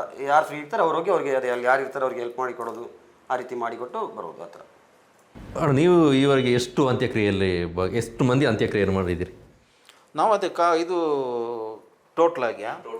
ಟೋಟಲ್ ನಾವು ಸುಮಾರು ಒಂದು ಅದೀಗ ಕೋವಿಡ್ ಲೆಕ್ಕದಲ್ಲಿ ಬಂದರೆ ಒಂದು 368 ಇಲ್ಲಿ ಮಡಿಕೇರಿಲೇ ಮಾಡಿದ್ವಿ. ಅದು ಅಂದರೆ ಇದು ಇಂದ್ರದುರ್ಗದಲ್ಲಿ ಮಡಿಕೇರಿ ಇಲ್ಲೇ ಮಾಡಿ ನಮ್ಮಲ್ಲೇ ಮಾಡಿದ್ವಿ. ಅಂದರೆ ಅದಕ್ಕೊಂದು ಕೌಂಟಿಂಗ್ ಇತ್ತು. ಮತ್ತು ಅದಾದಮೇಲೆ ಇದು ಗೌರ್ಮೆಂಟ್ ಸ್ವಲ್ಪ ರೂಲ್ಸ್ನ ಕಮ್ಮಿ ಮಾಡ್ತಾ ಬಂತು, ಅವರವರ ಪ್ರಾಪರ್ಟಿ ತಗೊಂಡೋಗಿ ಮಾಡ್ಬೋದು ಅಂತ ಬಂತು. ಹಂಗೆ ಅದು ಸುಮಾರು ಹೊರಗಡೆ ಮಾಡಿದ್ವಿ, ಅದ್ರದ್ದು ಕೌಂಟ್ ನಾವು ಅಷ್ಟು ತಗೊಂಡಿಲ್ಲ. ಇಲ್ಲಿಂದ ಆ್ಯಂಬುಲೆನ್ಸಲ್ಲಿ ನಾವು ತೊಗೊಂಡೋಗಿ ಅವರವರ ಜಾಗದ ಅದೊಂದು ಇರ್ತದಲ್ಲ ಅವ್ರ ಫ್ಯಾಮಿಲಿಯಿಂದ, ಅವ್ರು ತೋರಿಸಿದ ಜಾಗದಲ್ಲಿ ಅವರು ಸೌದೆ ಜೋಡಿಸಿಟ್ಟ ಜಾಗದಲ್ಲಿ ಅಲ್ಲೇ ಇಟ್ಟು ಮಾಡಿ ಕೊಟ್ಟು ಬಂದಿದ್ದು ಉಂಟು. ಅದು ಅಷ್ಟು ಕೌಂಟ್ ಮಾಡಿಲ್ಲ. ಇಲ್ಲಿಂದ ನಾವು ಅದೇ ಬರೀ ಕೋವಿಡ್ ಟೈಮಲ್ಲಿ 368 ನಮ್ಮ ಲೆಕ್ಕದಲ್ಲಿ ನಾವು ಮಾಡಿದ್ವಿ. ಮತ್ತು ಅದಾದಮೇಲೆ ಈಗ ಕೋವಿಡ್ ಆದಮೇಲೆ ನಾವು ಯಾವುದು ಲೆಕ್ಕನೇ ಇಟ್ಟಿಲ್ಲ, ಅದು ಸುಮಾರು ಆಗಿದೆ. ಈಗ 500 ಮೇಲೆ ಆಗಿರ್ಬೋದು, ಅದು ಯಾವುದು ಕೌಂಟ್ ಮಾಡಿಲ್ಲ ನಾವು. ಅಲ್ಲಿ ಹಿಂದೂ ರುದ್ರಭೂಮಿದು ನೀವು ಆರಂಭದಲ್ಲಿ ಇದ್ದಂತಹ ಸಿಚುವೇಶನ್ಗೂ ನಂತರದಲ್ಲಿ ಆದಂತಹ ಬದಲಾವಣೆ ಈಗ ಒಂದು ಬೇರೆ ಇದೇ ರೀತಿಯಾದಂತಹ ಪರಿಸರ ನೋಡೋದಕ್ಕೆ ಸಿಗ್ತಾ ಇದೆ. ಆರಂಭದಲ್ಲಿ ಒಂದು ರೀತಿ ಕಾಡು ಕೊಡುವಂತಹ ವಾತಾವರಣ ಇತ್ತು, ಹೋಗೋದಕ್ಕೆ ಭಯ ಪಡೋದಿತ್ತು. ಈಗ ನೋಡೋದಕ್ಕೆ ಆ ರೀತಿ ಕಾಣೋದಿಲ್ಲ. ಅದರ ಬಗ್ಗೆ ಹೇಳಿ. ಏನಿಲ್ಲ, ಇದೀಗ ನಾವೀಗ ನೋಡಿ, ಈಗ ನೀವೇನು ಅಬ್ಸರ್ವ್ ಮಾಡಿಬೋದು, ಈಗ ಅದೊಂದು ಹೈವೇ ರೋಡ್ ಪಕ್ಕದಲ್ಲಿರುವಂಥದ್ದು ರುದ್ರಭೂಮಿ. ಫಸ್ಟ್ ಎಲ್ಲ ಅಲ್ಲಿ ಹೋಗೋತ್ತಿಗೆ ಅಲ್ಲಿ ರುದ್ರಭೂಮಿ ಉಂಟು ಅಂತೇಳಿ ಯಾರಿಗೂ ಗೊತ್ತಾಗ್ತಿತ್ತಿಲ್ಲ. ಅದೊಂದು ಫುಲ್ ಕಾಡು ಬೆಳೆದೋಗಿತ್ತು, ಗೊತ್ತಿರೋರಿಗೆ ಗೊತ್ತಲ್ಲಿ ರುದ್ರಭೂಮಿ ಉಂಟು. ಈಗ ನೋಡಿ ಅದಕ್ಕೆ ಇದಕ್ಕೆ ವ್ಯತ್ಯಾಸ. ಈಗ ಅದೊಂದು ಪಾರ್ಕ್ ಟೈಪ್ ಕಾಣ್ತದೆ ಎಲ್ಲರಿಗೆ. ಎಲ್ಲರೂ ಆ ಕಡೆ ಹೋಗುತ್ತೆ, ಒಂದ್ಸರಿ ಪಾಸ್ ತಿರುಗಿ ನೋಡ್ತಾರೆ, ಏನಿದು ಅಂತ ನೋಡ್ತಾರೆ. ಆ ರೀತಿ ಒಂದು ಬಂದಿದೆ ಈಗ. ಅಂದರೆ ಅದು ಅದೇ ಈಗ ಅದೇ ರೂಟಲ್ಲಿ ಹೋಗ್ಬೇಕಾರೆ ನಾವು ಅದಷ್ಟು ಯಾರು ಹೋಗ್ಬೇಕಾರೆ ಒಂದು ನಮಸ್ತೆ ಅಂತ ಮಾಡಿ ಹೋಗುವ ಒಂದು ಪದ್ಧತಿ ಇದೆ. ನೋಡ್ಬೇಕು ಅಂತ ಅನ್ಸುತ್ತೆ. ಈಗ ಅದೇ ಸ್ಪೆಷಲಿ ಅನ್ಸುತ್ತೆ, ಯಾಕಂದ್ರೆ ನೀವು ಆ ಟೈಮಲ್ಲಿ ಬೆಳಗಿನ ಸಂಜೆ ಅಲ್ಲೇ ಇದ್ದು. ಹಾಗೆ ಅದೇ ಒಂದು ಪಾರ್ಕ್ ಎಲ್ಲ ಮಾಡೋಕ್ಕೆ ಜಾಗನೂ ಮಾಡಿ ಇಟ್ಟಿದ್ದೀವಿ ಅಲ್ಲಿ. ಈಗ ಸದ್ಯಕ್ಕೆ ಅಲ್ಲಿ ಅಂತ್ಯ ಸಂಸ್ಕಾರಕ್ಕೆ ಬೇಕಾದ ವ್ಯವಸ್ಥೆ ಇದೆ, ಜೊತೆಗೆ ಈ ಪಾರ್ಕ್ಗೆ ಬೇಕಾದಂತ ಪಾರ್ಕ್ ಪ್ರಾಜೆಕ್ಟ್ ಯಾವಾಗ ಶುರು ಆಗುತ್ತೆ ಅದು ನೋಡಬೇಕು, ಮಾಡಿ ಇಟ್ಟಿದ್ದಾರೆ, ಇನ್ನು ಏನು ಕತೆ ಗೊತ್ತಿಲ್ಲ. ಈ ಟೈಮಲ್ಲಿ ನಿಮಗೆ ಕೆಲಸ ಮಾಡ್ತೀರಿ, ಹೋಗ್ತೀರಿ, ಅಲ್ಲಿ ಫುಡ್ ಬರುತ್ತೆ, ಎಲ್ಲ ಬರುತ್ತೆ, ಮಿಕ್ಕ ಖರ್ಚಿಗೆ ನಿಮಗೆ ಫಿನಾನ್ಷಿಯಲ್ ಸಪೋರ್ಟ್ ಬೇಕಾಗುತ್ತೆ. ಅದಕ್ಕೆಲ್ಲ ಹೇಗೆ ಮಾಡ್ಕೊಳ್ತಾ ಇದ್ರಿ? ಅವಾಗಂದ್ರೆ ನಮಗೆ ಅಲ್ಲಿ ಏನು ಖರ್ಚಿಂತನೇ ಬರ್ತಿತ್ತಿಲ್ಲ. ನಮ್ಮ ಖರ್ಚುಗಳು ಊಟ ಅದೆಲ್ಲ ಅಲ್ಲೇ ಆಗ್ತಿತ್ತು. ಮನೆಗಿರೋದು ಮನೆ ರೆಡಿಯಾಗಿ ಇಟ್ಕೊಳ್ತಿದ್ವು. ಅಲ್ಲ, ಅಲ್ಲಿ ಬೇಕಾದಂಥ ವ್ಯವಸ್ಥೆಗಳು ಮಾಡ್ಕೋಬೇಕಲ್ಲ. ಒಂದು ಅಂತ್ಯಕ್ರಿಯೆ ಮಾಡ್ಬೇಕಂದ್ರೆ ಅದಕ್ಕೆ ಒಂದಷ್ಟು ಪರಿಕರಗಳು, ಸಾಮಗ್ರಿಗಳು ಬೇಕು. ಏನೋ ಸಣ್ಣ ಪುಟ್ಟ ಸಾಮಗ್ರಿಗಳು ಆದ್ರೂ ಕೂಡ ದುಡ್ಡು ಖರ್ಚು ಬೀಳುತ್ತೆ. ವಿಶ್ವ ಹಿಂದೂ ಪರಿಷತ್ ಮತ್ತು ಬಜರಂಗ ದಳ ಮತ್ತು ಶಾಂತಿನಿಕೇತನ 3 ಮಿಕ್ಸ್ ಆಗಿ ಮಾಡ್ತಿದ್ದೀವಲ್ಲ, ಸೊ ಅದರ ಸಂಯೋಗದಲ್ಲಿ ಮಾಡ್ತಿದ್ದ ಪ್ರಕಾರ ಹಂಗೆ ಅದರಲ್ಲಿ ಒಂದೇನು ಅಡ್ಜಸ್ಟ್ಮೆಂಟಲ್ಲಿ ಅದಕ್ಕೆ ಏನೇನು ಬೇಕು ಸಾಮಗ್ರಿಗಳು. ಮತ್ತು ದಾನಿಗಳು ಇದ್ದರು. ದಾನಿಗಳು ಅಂತ ಹೇಳ್ತಾರೆ, ಕ್ಯಾಶ್ ಕೊಟ್ಟು ಹೆಲ್ಪ್ ಮಾಡ್ತಿದ್ದ ಬಂದವರು ಸುಮಾರು ಜನ. ನಾವು ಯಾರ ಹತ್ರ ಕ್ಯಾಶ್ ತಗೊಂಡಿಲ್ಲ, ಪದಾರ್ಥ ರೂಪದಲ್ಲೇ ತಗೊಂಡಿರೋದು. ಹಾಗೆ ಪದಾರ್ಥ ರೂಪದಲ್ಲಿ ತಗೊಂಡು ಅವ್ರು ಏನು ಬೇಕು ಅಂತ ಕೇಳಿದಾಗ ನೋಡಿ, ಒಂದು ಪೂಜೆಗಿರೋ ಐಟಮ್ ಕೊಡಿ, ಆ ರೀತಿ ಆ ರೀತಿ ಎಲ್ಲ ಒಂದು ಹೆಲ್ಪ್ ತಗೊಂಡಿದ್ದೀವಿ ನಾವು. ಅದೇ ಯಾರ ಹತ್ರನೂ ಇವತ್ತು ಗಂಟ ಅಲ್ಲಿ ಯಾವುದೇ ಕಾರಣಕ್ಕೂ ಯಾರ ಹತ್ರ ಒಂದು ರೂಪಾಯಿ ನಾವು ಇವಾಗೂ ಮಾಡ್ತಿಲ್ಲ. ಈ ಜಗ್ಗ ಕೋವಿಡ್ಗಿಂತ ಮುಂಚೆ ಎಷ್ಟು ಹೋಗಿದೆ ಆ ಕಡೆ? ಕೋವಿಡ್ಗಿಂತ ಮುಂಚೆ ಸಹ ಹೋಗ್ತಿದ್ದೆ, ದೂರ ದೂರ ಅದೇ ಈಗ ಯಾರು ಫ್ಯಾಮಿಲಿ ತೀರಿಯೋದ್ರೆ ಇಲ್ಲ ಏರಿಯಾದಲ್ಲಿ ಯಾರೋ ತೀರಿಯೋದ್ರೆ ಆ ಟೈಪ್ ಹೋಗ್ತಿದ್ದೆ ಅಷ್ಟೇ. ಕೋವಿಡ್ ಅಂದಮೇಲೆ ಅದೇ ಅಲ್ಲಿ ಅದೊಂದು ಪಾರ್ಟ್, ನಮಗೆ ಒಂದು ಪಾರ್ಟ್ ಟೈಪ್. ಕೋವಿಡ್ ನಂತರದಲ್ಲಿ ಈ ಪ್ರೋಸೆಸ್ ಎಲ್ಲ ಮುಗೀತು, ಮನೆಗೆ ಹೋಗಿ ಸುಡೋದೆಲ್ಲ ಮುಗೀತು, ಅದ ನಂತರ ರೆಗ್ಯುಲರ್ ಆಗಿ ಆ ಕಡೆ ಯಾರದೇ ಫೋನ್ ಬಂದರೂ ಕೂಡ ಹೋಗೋದು. ಇನ್ನೊಂದು, ಈ ಸ್ಮಶಾನದಲ್ಲಿ ಪ್ರೇತಾತ್ಮಗಳು ಓಡಾಟ, ಬೇರೆ ಬೇರೆ ರೀತಿಯಾದ ಮಾತುಗಳೆಲ್ಲ ಕೇಳಿಬರುತ್ತೆ. ಕತೆ ಹೇಳಕ್ಕೆ ನಮ್ಮ ಹಿರಿಯರನ್ನ ಕೂತ್ರೆ ಬೇರೆ ಬೇರೆ ರೀತಿಯಾದ ಕಥೆಗಳು ಹೇಳ್ತಾರೆ. ಜೊತೆಗೆ ಹಿರಿಯರು ಅಂತಲ್ಲ, ನಮ್ಮ ಜೊತೆಗಿದ್ದವರೇ ಏನೇನೋ ಕತೆ ಕಟ್ಟಿ ಹೇಳ್ತಾರೆ. ಅಸಲಿಯಾಗಿ ನಿಮಗೆ ಆ ರೀತಿಯಾದ ಅನುಭವಗಳು ಅಂಥದ್ದು ಏನಾದ್ರು ಆಗಿದೆಯಲ್ಲ? ನಮಗೆ ಆ ಥರ ಅನುಭವ ಏನು ಕಂಡಿಲ್ಲ ನಮ್ಮ ಕಣ್ಣಿಗೆ. ಒಬ್ಬೊಬ್ರು ಹೇಳ್ತಾರೆ ಇದು ಎಣ್ಣೆ ಸುಡೋ ಟೈಮಲ್ಲಿ ಇದು ಆವಿ ಹೋಯ್ತದಲ್ಲ, ಹಾಗಲ್ಲಿ ಒಂಥರ ಓದಂಗೆ ಕಾಣ್ತದೆ, ಹಾಗೆ ನಮಗೆ ಇಷ್ಟವರೆಗೆ ಏನು ಕಾಣ, ನಾವು ಫುಲ್ ಅದು ಕತ್ತೋ ತನಕ ಅಲ್ಲೇ ನೋಡ್ಕೊಂಡಿರ್ತಿದ್ದೋ ನಾವು. ನಮಗೂ ಸ್ವಲ್ಪ ಇದಿತ್ತು ನೋಡು ಅದು ಹೋಯ್ತದ ಏನು. ಹಾಂ, ಅದು ನಮಗೆ ಅಂತ ಏನು ಕಂಡಿಲ್ಲ. ಜೊತೆಗಿರೋರಿಗೆ ಯಾರಿಗೂ ಏನು. ಈಗ ಸ್ವಲ್ಪ ಫೆಸಿಲಿಟಿ ಚೆನ್ನಾಗಿದೆ, ಬಕೆಟ್ಗಳು ಹೊಸದು ಕೂರಿಸಿದ್ವಿ, ಸೊ ಅದೇನು ಹೊರಗಡೆ ಬೀಳೋದಿಲ್ಲ, ಅಲ್ಲಿಂದ ಲೀಕಾಗಿ ಹಂಗೆ ಕೆಳಗೆ ಹೋಗ್ತದೆ, ಬೂದಿಯಾಗಿ ಕೆಳಗೆ ಬೀಳ್ತದೆ. ಫಸ್ಟ್ ಟೈಮ್ ನಾವು ಕಂಬ ಊತ್ಬಿಟ್ಟು ಬಾಡಿ ಇಟ್ಟು ಅದ್ರ ಮೇಲೆ ಸೌದೆ ಇಟ್ಟು ನಾವು ಮಾಡ್ತೀವಿ.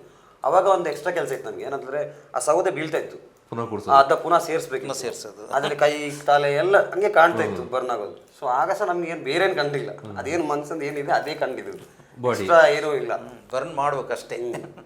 ಈಗ ಹೆಣ ಸುಡೋರಿಗೆ ಅದು ಹೊರಗೆ ಬಿದ್ದಿನ ಪುನಃ ಅದೇ ಸೈಡ್ ಸೈಡ್ ಜಾರ್ತದಲ್ಲ, ಪುನಃ ಅದನ್ನ ಒಳಗೆ ಸೇರಿಸ್ಬೇಕು. ಆಗಲು ಭಯ ಅಂತದ್ದು ಇಲ್ಲ, ಆ ಥರ ಏನೂ ಆಗಿಲ್ಲ. ಹಾಗೆ ಎಲ್ಲಿ ಇದ್ದೀನಿ ಅನ್ನೋದು ಕೂಡ ನಿಮಗೆ ಯೋಚನೆ ಬರ್ತಿದ್ದ? ಸ್ಮಶಾನದಲ್ಲಿ ಇದ್ದೀನಿ ಅಲ್ಲೇ ಇದೀವಿ ಅಂತ ಗೊತ್ತಿರ್ತದೆ, ಒಂದೇ ಯೋಚನೆ ಅಷ್ಟೇ, ಬೇರೆ ಏನು ಯೋಚನೆಗಳು ಇರ್ತಿತ್ತು ನಮಗೆ. ಅಲ್ಲಿ ಬಂದ ಬಾಡಿ ಒಂದು ನಾವು ಅದನ್ನ ಇದು ಮಾಡಿ ಕೊಡಬೇಕು ಅಷ್ಟೇ. ಮತ್ತೆ ಅದನ್ನ ಬೂದಿ ಎಲ್ಲ ತೆಗೆದು ಗುಂಡಿಗೆ ಹಾಕಬೇಕು, ಪುನಃ ನೆಕ್ಸ್ಟ್ ಬರೋದಕ್ಕೆ ರೆಡಿ ಮಾಡಿ ಇಡಬೇಕು. ಹಾಗೆ ಏಕಕಾಲಕ್ಕೆ ಎಷ್ಟು ಬಾಡಿನ ಅಂತ್ಯಕ್ರಿಯೆ ಮಾಡಿದ್ರು ಒಂದೇ ಸಮಯಕ್ಕೆ? ಒಂದೇ ಸತಿ ಅಲ್ಲ, ಒಂದು ದಿನ ಒಂದು ಬೆಳಗ್ಗೆಯಿಂದ ಸಂಜೆ ಮಧ್ಯಾಹ್ನ ಒಂದು 3 ಗಂಟೆ ಒಳಗೆ ಅನ್ಕೊಳ್ತೀನಿ, ಒಂದು 12 ಮಾಡಿರ್ಬೋದು ಒಂದೇ ಸತಿ. 12 ಎಲ್ಲ ಬೇರೆ ಬೇರೆ ಕಡೆದು ಬಾಡಿ? ಬೇರೆ ಬೇರೆ ಬೇರೆ ಕಡೆ, ಬರೀ ಮಡಿಕೇರಿದಂತ ಅಲ್ಲ, ಹೊರಗಡೆಲ್ಲ ಇಲ್ಲಿಗೆ ಮಡಿಕೇರಿ ಹಾಸ್ಪಿಟ್ಲಿಗೆ ಬರ್ತಾಯಿತ್ತಲ್ಲ, ಅಲ್ಲಿಂದ ಈ ಕಡೆ ತರ್ತಾ ಇದ್ರು. ಆಗ ಕುಟುಂಬದವರೇನೋ ನಿಮಗೆ ಕಾಂಟ್ಯಾಕ್ಟ್ ಸಿಕ್ಕಿದಾಗ ಅವರ ಅಭಿಪ್ರಾಯಗಳು ಹೇಗಿತ್ತು? ಅಂದರೆ ಅರ್ಥ ಆಗಲಿಲ್ಲ. ಈಗ ಸತ್ತೋದವ್ರದ್ದು ಬಾಡಿ ತಂದು ಕೊಡ್ತಾರಲ್ಲ, ಕೆಲವರು ಅಲ್ಲಿಗೆ ಬರ್ತಾರೆ, ಅಥವಾ ನಿಮಗೆ ಕಾಂಟ್ಯಾಕ್ಟ್ ಇರುತ್ತೆ ಇಂಥ ಆ ಕುಟುಂಬದ ಇಂಥವರ ಸಂಬಂಧಿಕರು ಅಂತ, ಅವ್ರೇನು ಹೇಳ್ತಾ ಇದ್ರು? ಅಂದರೆ ಅದರಲ್ಲಿ ಒಂದು ಏನಂತಂದರೆ, ಕೋವಿಡ್ ಟೈಮಲ್ಲಿ ನಾವು PP ಕಿಟ್ ಹಾಕಿರ್ತಿದ್ದು, ಗೊತ್ತಾಗ್ತದೆ, ಅದೊಂದು ನಮಗೆ ಪ್ಲೇಸ್ ಪಾಯಿಂಟ್. ಅಂದರೆ ನಮಗೆ ಗೊತ್ತಿರೋದೇ ಬಾಡಿ ಆಗಿರ್ತದೆ. ಈಗ ನಾವು ಅವ್ರಿಗೆ ಗೊತ್ತು ಅಂತ ಹೇಳಿದ್ರೆ ಅವ್ರು ಅಲ್ಲಿ ಹತ್ರ ಹೋಗ್ಲಿಕ್ಕೆ ಬಿಡೋದಿಲ್ಲ. ಫಸ್ಟ್ ಆಫ್ ಆಲ್ ಹತ್ರ ಹೋಗ್ಲಿಕ್ಕೆ ಬಿಡಲ್ಲ, ದೂರ ಇರಬೇಕು. ಈಗ ಗೊತ್ತಿದೆ ಅಂತ ಗೊತ್ತಿರೋರು ಅಂತ ಹೇಳಿದ್ರೆ ಇನ್ನೂ ಹತ್ರ ಬಂದುಬಿಡ್ತಾರೆ. ನಮಗೆ ಹೇಳಿಕೊಟ್ಟಿದ್ದು ಏನು, ಕೋವಿಡ್ ಅಂದರೆ ಏನು, ಟಿ ವಿಲಿ ಎಲ್ಲ ನ್ಯೂಸಲ್ಲಿ ಬಂದಿದ್ದು ಏನು, ಹತ್ರ ಹೋಗಬಾರ್ದು, ಮುಟ್ಟಬಾರ್ದು, ಅದು ವೈರಸ್ ಸ್ಪ್ರೆಡ್ ಆಗ್ತದೆ. ಸೊ ಈಗ ನಮಗೆ ಗೊತ್ತಿರೋರೇ ಅಂತ ಹೇಳಿದಾಗ ಅವ್ರೇನು ಮಾಡ್ತಾರೆ, ನಮ್ಗೆ ಗೊತ್ತಿರೋ ಹುಡುಗಲ್ಲ ಅಂತೇಳಿ ಪುನಃ ಹತ್ರನೇ ಬರಕ್ಕೆ ನೋಡ್ತಾರೆ. ಸೊ ಆಗ ನಾವು PP ಕಿಟ್ ಹಾಕಿದ್ರೆ ಅದನ್ನ ನಾವು ಅಲ್ಲೇ ಪ್ಯಾಕಪ್ ಮಾಡ್ಕೊಳ್ತಿದ್ದು. ಹಂಗೆ ಗೊತ್ತಿದ್ದವರು ರುದ್ರಭೂಮಿಗೆ ಬಂದು ಆ ದಫನ್ ಆಗೋತ್ತಿಗೆ ಆಗಿ ಒಂದು ಅರ್ಧ ದಫನ್ ಆಗೋತ್ತಿಗೆ ನಾವು PP ಕಿಟ್ ರಿಮೂವ್ ಮಾಡ್ತಿದ್ದೋ, ಯಾಕಂದ್ರೆ ಅದರೊಳಗೆ ಇರೋಕ್ಕಾಗ್ತಿಲ್ಲ, ಅಷ್ಟು ಸೆಕೆ ಬಿಸಿ ಇರ್ತಿತ್ತು. ಆಗ ತೆಗಿಯೋತ್ತಿಗೆ ಅವ್ರನ್ನ ನಮ್ಮನ್ನ ನೋಡ್ಬಿಟ್ಟು ಮಾತಾಡ್ಸಿ ಆಮೇಲೆ ಮಾತಾಡೋದು, ಅಷ್ಟು ಮಾಡಿಸಿದ್ದು. ಮತ್ತು ಇದು ಅದನ್ನ ಬರ್ನ್ ಆದ ತಕ್ಷಣ ನಾವು PP ಕಿಟ್ಟಲ್ಲಿ ಇವ್ರು ಬಿಚ್ಚಿದಂಗೆನೆ ಅದನ್ನ ಸಹ ನಾವು ಬರ್ನ್ ಮಾಡ್ತಿದ್ದೋ, ಸುಡ್ತಿದ್ದೋ, ಮತ್ತು ಸ್ಯಾನಿಟೈಸ್ ಎಲ್ಲ ಇದು ಮಾಡ್ತೇವೆ, ಫುಲ್ ಇಡೀವರೆಗೆ ಇದು ಹೊಡಿತಿದ್ದೋ ನಾವು, ಯಾರಿಗೇನು ತೊಂದರೆ ಆಗಬಾರ್ದು ಅಂತೇಳಿ. ನಿಮಗೆ ಕೊರೋನಾದ ಭಯ ಏನಾದ್ರು ಕಾಣಿತ್ತಾ? ಯಾವುದು? ಕೊರೋನಾ ವೈರಸ್ದು ಆತಂಕ ಭಯ ಏನಾದ್ರು ಇತ್ತ? ಇಲ್ಲ, ನಮಗೆ ಅದು ಏನು ಅಂತಾನೆ ಅನಿಸ್ತಿತ್ತಿಲ್ಲ ನಮಗೆ. ಅಂದರೆ ನಮ್ಮ ಫೌಂಡರ್ ಹಂಗಿದ್ರಲ್ಲ, ಅವ್ರು ಬಂದು ಒಂದ್ಸಲಿ ಬೆನ್ನು ತಟ್ಟಿಬಿಟ್ಟು ಮಾಡ್ರು ಅಂತಂದ್ರೆ ಅಲ್ಲಿ ಮುಗ್ದೋಯ್ತು. ಫಸ್ಟ್ ಥಾಟ್ ಹೇಗಿತ್ತು ಅವ್ರದ್ದು, ಚೇತನದು? ನಿಮ್ಮ ಟೀಮನ್ನು ಮಾಡಿಸಿ ನೀವು ಕೆಲಸಕ್ಕೆ ಇಳಿತೀರಿ ಅಂತ ಹೇಳಿದಾಗ ಏನಂತ ಹೇಳಿ ಕಳಿಸಿದ್ರು? ಅವರ ಮನಸ್ಸಲ್ಲೂ ಇತ್ತು, ಇವ್ರನ್ನ ಕರೆದ್ರೆ ಆಗ್ತದ ಏನು, ಅವರು ಅಂತ ಸೆಲೆಕ್ಟ್ ಮಾಡ್ತಿದ್ರು, ಇವ್ರಿಗೆ ಆಗ್ತದೋ ಇಲ್ವೋ ಏನು ಅಂತ ಹೇಳ್ಬಿಟ್ಟು ಅವ್ರೂ ಸ್ಟಡಿ ಮಾಡಿಬಿಟ್ಟೆ ಎಲ್ಲರನ್ನೂ ಇದು ಮಾಡ್ತಾಯಿದ್ರು. ಸುಮ್ಮನೆ ನೀ ಬಾ ಅಂತ ಯಾರನ್ನ ಕರೀತಿಲ್ಲ, ಗುಡ್ಡೆ ಆಗ್ತೈತಿಲ್ಲ ಅವರು. ಯಾರು ಕರೆಕ್ಟಾಗಿ ಯಾರು ಕೆಲಸ ಮಾಡ್ತಾರೆ ಅಂದರೆ ಪರ್ಫೆಕ್ಟಾಗಿ ಮಾಡ್ತಾರೆ ಅಂಥವ್ರನ್ನ ಮಾತ್ರ ಸ್ಟಾರ್ಟಿಂಗಲ್ಲಿ ಸೇರ್ಕೊಂಡಿದ್ರು. ಮತ್ತು ಅವನಿಗೂ ಸ್ವಲ್ಪ ಧೈರ್ಯ ಇರಬೇಕು, ಹಂಗಾಗಿ ಅವರೆಲ್ಲ ಸೆಲೆಕ್ಟ್ ಮಾಡಿಬಿಟ್ಟೆ ಮಾಡ್ಕೊಳ್ತಿದ್ರು. ಸುಮ್ಮನೆ ಎಲ್ಲರೂ ಮತ್ತು ಮನೆ ಕಡೆನೂ ಯೋಚನೆ ಮಾಡ್ತಿದ್ರು, ಈಗ ಇವ್ರ ಮನೆಯಿಂದ ಇವ್ರನ್ನ ಕರೆದ್ರೆ ಅವ್ರ ಮನೆಯಲ್ಲಿ ಏನಾದ್ರು ಪ್ರಾಬ್ಲಮ್ ಆಗ್ತದ, ಆ ಥರದಲ್ಲಿ ಯೋಚನೆ ಮಾಡೇ ಮಾಡಿದ್ದಾರೆ ಅವರು. ಇನ್ನೊಂದು ಸಾಮಾನ್ಯವಾಗಿ ಜನರ ಮನಸ್ಸಲ್ಲಿರೋದು, ಈ ಸ್ಮಶಾನದ ಹತ್ರ ರಾತ್ರಿ ಹೊತ್ತೆಲ್ಲ ಸೌಂಡ್ ಆಗುತ್ತೆ, ಯಾರೋ ಓಡಾಡ್ದಂಗೆ ಆಗುತ್ತೆ, ಯಾರೋ ನಡೆದಂಗೆ ಆಗುತ್ತೆ, ಗೆಜ್ಜೆ ಸೌಂಡ್ ಕೇಳುತ್ತೆ, ಇನ್ನೇನೋ ಕೂಗದಂಗೆ ಆಗುತ್ತೆ ಅಂತ. ನೀವು ಹಗಲು ರಾತ್ರಿ ಎಲ್ಲ ಸುಮಾರು ಸಂದರ್ಭದಲ್ಲಿ ಅಲ್ಲಿ ಕಳೆದಿದ್ದೀರಿ. ಹೌದು. ಅಂಥದ್ದು ಅನುಭವಗಳು ಏನಾದ್ರು ಆಗಿದೆಯಾ? ಅಂಥದ್ದು ಏನಾಗಿಲ್ಲ, ಏನಿಲ್ಲ. ಎಂಥದಿಲ್ಲ. ನಮಗಂತೂ ಏನಂತಿಲ್ಲ, ಬೇರೆಯವ್ರಿಗೆ ಹೇಗೆ ಅಂತ ಗೊತ್ತಿಲ್ಲ. ಜಗನಿಗೆ ಅನ್ಸಿಲ್ಲ. ಇಲ್ಲ ನಮ್ಮಲ್ಲಿ ಯಾರಿಗೂ ಸಮೇತ ಯಾರಿಗೆ ಏನಾಗಿಲ್ಲ. ಈಗ ಯಾರು ಒಬ್ರಿಗೆ ಗೊತ್ತಾರ ಅವ್ರು ಹೇಳ್ತಾರಲ್ಲ ಇನ್ನೊಬ್ರು ಆ ಥರ ಯಾರ ಬಾಯಿಂದ ಏನು ಮಾತು ಬಂದೇ ಇಲ್ಲ ಇವತ್ತು ಗಂಡ ಸರ್. ನಿನಗೂ ಅನುಭವ ಆಗಿಲ್ಲ? ಇಲ್ಲ. ಇದರ ಜೊತೆಗೆ ಕೋವಿಡ್ ಸಂದರ್ಭದಲ್ಲಿ ಬೇರೆ ಬೇರೆ ರೀತಿಯಾದಂಥ ಕಥೆಗಳನ್ನ ಕಂಡಿದ್ದಾವೆ. ಕುಟುಂಬಸ್ಥರೇ ಹತ್ರಕ್ಕೆ ಬರೋದಿರುವಂಥದ್ದು, ಕೆಲವರು ಬರ್ತಾ ಇದ್ರು, ಇನ್ನು ಕೆಲವರು ಹಾಸ್ಪಿಟ್ಲಿಂದ ಆಚೆಗೆ ಹೋಗ್ತಾ ಇದ್ರು, ಯಾರನ್ನು ನೋಡೋಕ್ಕೂ ಕೂಡ ಬರ್ತಾ ಇಲ್ಲ. ಅಂಥದ್ರಲ್ಲಿ ನಿಮಗೆ ತುಂಬಾ ಮನಸ್ಸಿಗೆ ಕಾಡುವಂತಹ ಸಿಚುವೇಶನ್ಸ್ ಏನಾದ್ರು ಇದೆಯಾ? ಅದೇ ಇದು ತಾಯಿ ತೀರಿದಾಗ ಮಕ್ಕಳು ಮತ್ತು ತಂದೆ ಇದು ಹತ್ಕೊಂಡೆಲ್ಲ ಇರ್ತಿದ್ರು. ಅಂದರೆ ಅಲ್ಲಿ ಅವರ ಸಂಬಂಧಿಕರೇ, ಅಂದರೆ ಅವರ ಅಣ್ಣಂದಿರು ಅವರು ಯಾರು ಬಂದಿಲ್ಲ ಒಳಗಡೆ, ಗೇಟ್ ಒಳಗೆ ಅಷ್ಟೇ. ಆ ಮಕ್ಕಳು ಮತ್ತು ತಂದೆ ಬಿಟ್ಟರೆ ಅವರು ತೀರೋದವರು ಅಷ್ಟೇ ಇದ್ದಿದ್ದು. ಹಾಗೆ ಅವರು ತುಂಬ ಅದನ್ನು ನೋಡೋಕ್ಕೆ ಆಗ್ತಿತ್ತಿಲ್ಲ ನಮ್ಮ ಕಣ್ಣಲ್ಲಿ, ಅಷ್ಟೊಂದು ಇದು ಮಾಡ್ತಾಯಿದ್ರು ಅವರು. ಮತ್ತು ಅವ್ರಿಗೂ ಅಷ್ಟೇ, ನಮ್ಮ ತಾಯಿ ತೀರೋಗಿದ್ದಾರೆ ಮತ್ತು ಕೊರೋನಾ ಅಂತ ಹೇಳ್ಬಿಟ್ಟು ಅವರು ಎದುರಿ ಹೋಗ್ತಿತ್ತಿಲ್ಲ. ಅವ್ರನ್ನೂ ಅದ್ರ ಜೊತೆನೇ ಇದು ಮಾಡ್ಕೊಂಡಿದ್ರು. ಅಂಥದ್ದೆಲ್ಲ ನೋಡ್ಬಿಟ್ಟು ನಮಗೆ ತುಂಬ ಬೇಜಾರಾಗ್ಬಿಟ್ಟಿತ್ತು. ಜಗನಿಗೆ ಅದೇ ಸ್ಟಾರ್ಟಿಂಗಲ್ಲಿ ಹಿಂಗೆ ನೋಡಿ ನೋಡಿ ಬೇಜಾರಾಗಿತ್ತು, ಮತ್ತೆ ಅದನ್ನ ನೋಡಿ ನೋಡಿ ಅಭ್ಯಾಸ ಆಗಿಬಿಡ್ತು. ದಿನ ಬರ್ತಾ ಇತ್ತು ನಿಮಗೆ ಅದೇ ಜೀವನ. ಬೇಜಾರು ಅಂತ ಹೇಳೋದೇ ಬಿಟ್ಟು ಹೋಗ್ಬಿಡ್ತಾ ಇದೆ. ಈಗ ಕೆಲವು ಈಗ ನೋಡಿ ನೋಡಿ ನೋಡಿ ಜಿಗುಪ್ಸೆ ಬರೋ ಅಂತ ಹೇಳ್ತಾರಲ್ಲ, ಬಟ್ ನಿಮಗೆ ತೃಪ್ತಿ ಇತ್ತಾ ಕೆಲಸದಲ್ಲಿ? ಅಂದರೆ ಅದೇ ಹೇಳಲ್ಲ, ಇನ್ನೂ ಮಾಡ್ಬೇಕಂದ್ರೆ ನಾವು ಈಗ ಸುಸ್ತಾಯ್ತು, ಈ ಕೆಂಡ ತೆಗೆದು ಅಲ್ಲಿ ಹಾಕೋದು, ಇದು ಹಾಕೋ ಸೌದೆ ಹಾಕೋದು ಸಾಕಿನ್ನು ಅಂತೇಳಿ ಇದೇ ಬರ್ತಿತ್ತಿಲ್ಲ. ಎಲ್ಲಿ ವೀಕ್ ಪಾಯಿಂಟ್ ಕಾಣ್ತದೆ ಅಲ್ಲಿ ರೆಡಿ ಬಂದು ಇರ್ತಿದ್ರಲ್ಲ, ಬಂದ್ಬಿಟ್ಟೇ ಇದು ಹಂಗೆ ಮಾಡು ಹೆಂಗೆ ಅವರು ನಮ್ಮ ಜೊತೆ ಒದ್ದಾಡ್ತಿದ್ರು. ಹಾಂ, ಅವರು ಕೂತು ಆರ್ಡರ್ ಮಾಡ್ತಿದ್ದಿಲ್ಲ, ಅವರು ನಮ್ಮಲ್ಲಿಗೆ ಫಸ್ಟ್ ಅವ್ರು ಮಾಡೋದು, ಮತ್ತೆ ನಾವು ಇದು ಮಾಡ್ತಿದ್ವಿ. ಪ್ರತಿ ಕೆಲಸದಲ್ಲೂ ಅಷ್ಟೇ, ಯಾರಾದ್ರೂ ಕೂತು ಆರ್ಡರ್ ಮಾಡ್ತಾರೆ, ನಾವ್ ಯಾಕೆ ಮಾಡಬೇಕು ಅನ್ನೋ ನಮ್ಮ ಮನಸ್ಸಿಗೆ ಆರ್ಡರ್ ಮಾಡೋನು ಕೂಡ ನಮ್ಮ ಜೊತೆಗಿದ್ರೆ ನಮಗೂ ಕೆಲಸ ಮಾಡುವ ಅನ್ನೋಂಥ ಮನಸ್ಸಾಗುತ್ತೆ.